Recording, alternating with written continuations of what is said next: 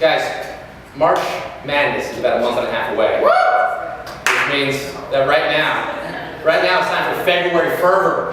That's right, baby. The brackets are set. It's time to break it down. And to help us break down this year's February Fervor, we have our very own licensed bracketologist. Please welcome Mr. Neil Janowitz.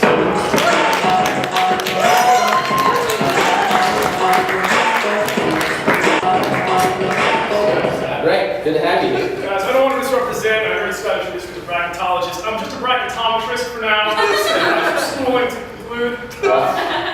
Good luck with that, Neil. Now, look, you know, it's great to see. It's a great time of year. We watched the selection show back in September. It was exciting. We got the brackets. Help us figure it out. February 1st. Sure. It has been a topsy-turvy season. You know, coming out of January, a lot of teams were on the bubble. People were wondering which teams are going to make it in February, which ones aren't. But as you guys can see here, they all made it. Every single team has moved on to February. Wow. Any big surprises? Scott, there's always surprises. You take teams like Houston Baptist, Maryland Eastern Shore, Radford, Cornell. These are all terrible teams, and they have abysmal RPIs. Yet every single one of them made it to the dance. Now, there are a lot of conferences at play. We don't have time to get going right now, so let's focus on one. We'll keep it local. Big East. Sure. Let's break into the Big East bracket, okay? Do you have any tips in filling out the bracket? You want to win those office pools, Bill. You want to win those pools. You're telling me?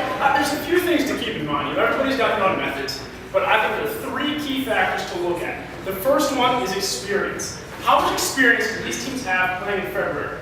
Okay? You look at teams like Villanova, UConn, West Virginia. Yeah, Pittsburgh, Georgetown, Marquette. Sure, yeah. Even down to teams like DePaul, Seton Hall, Rutgers. Okay? All of them have spent extensive time playing basketball in the month of February. Then you move on to injuries. Okay? Sometimes key injuries can derail a season. Sure. For example, look at Louisville. Are they a better team when they have a healthy Preston Knowles? Absolutely. Is his injury going to affect their ability to survive the month of February? No. Now, every year, Neil, I got to tell you, I hear the same thing when it comes to February Fervor. Check the schedule. Just look at the schedule. What are you, a moron? It's all there on the schedule. But how important is the schedule really? It's difficult to overstate the importance of this schedule. Let's take, for example, Pitt. They're a powerhouse in the Big East. Yeah. Okay? Now, we can see here that on the 5th, Pitt plays Cincinnati. If the Panthers beat the Bearcats on the 5th, they move on to play West Virginia on the 7th. If the Panthers lose to the Bearcats, they still move on to play West Virginia on the 7th. Then losing against the Mountaineers, we'll go on to play Villanova on the 12th, and then USF on the 16th. Wow. Yeah, so it's right there in front of you. All the games are just laid out on the schedule. And have been for months ahead. The question, however, particularly for the risk takers out there, is how much do you want to deviate from the schedule when filling out your February Fervor bracket? Now, you know, we might have some of those risk takers here tonight. We actually handed out brackets before the show. Maybe you have your February Fervor brackets there.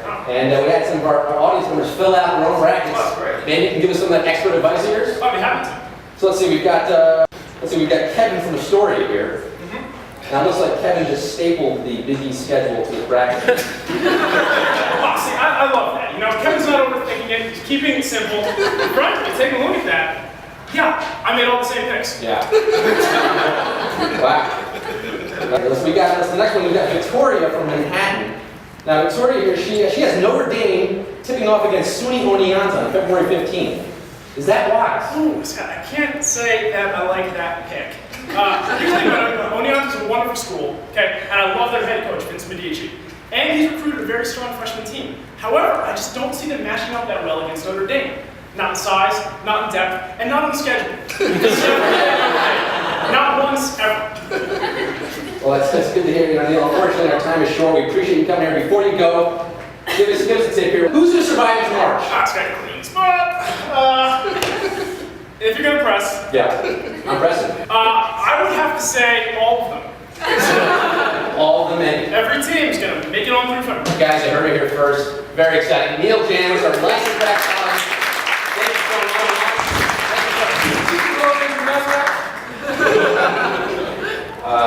Yes, Eric Smith, everybody.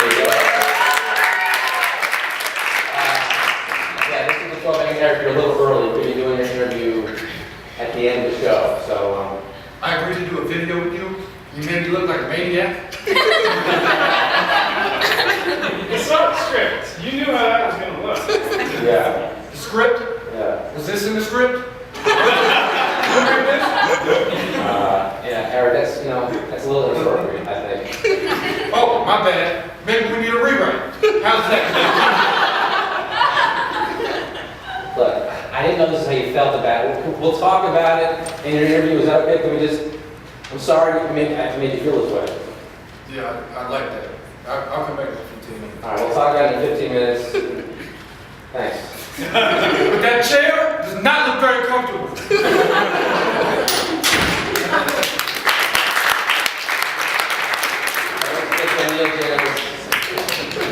Wow.